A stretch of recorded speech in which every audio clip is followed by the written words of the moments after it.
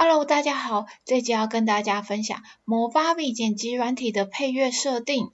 假使我们原本的影片就有录到背景声音，想要把它的背景声音关掉，换成其他的音乐的时候，可以在它的前方按一下轨道静音，这样就可以关闭影片原本的声音，再到汇入这里插入音乐。这里面的音乐都是 Movavi 内建的，也可以汇入自己的音乐档，将滑鼠移到音乐上，会播放音乐。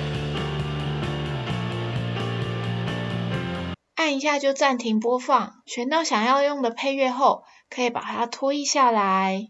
因为现在音乐比影片还要长，所以可以将时间轴指针移到片尾的地方，再按一下分割，把音乐切分成2个片段。再选到后面的片段，按一下键盘上的 Delete 键，把它删除。我们现在要调整影片的音量，以及做出淡入淡出的效果。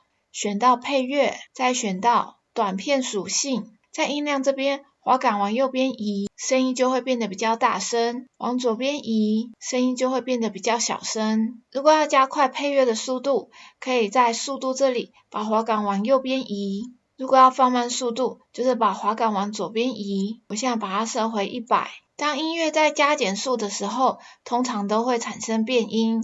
如果把原音这里打勾，就会保持原本的声音。淡入是指影片片头的时候，声音会由小声变到大声。那我现在这边设成2秒钟，这样在第2秒的时候，声音就会恢复到一般声音的大小。淡出指的是片尾的地方，声音要由大声慢慢变到小声。我一样把它设置成2秒，这样在影片结尾前2秒的地方，声音就会开始慢慢由大声变到小声。我现在试播一下，听它淡出的效果。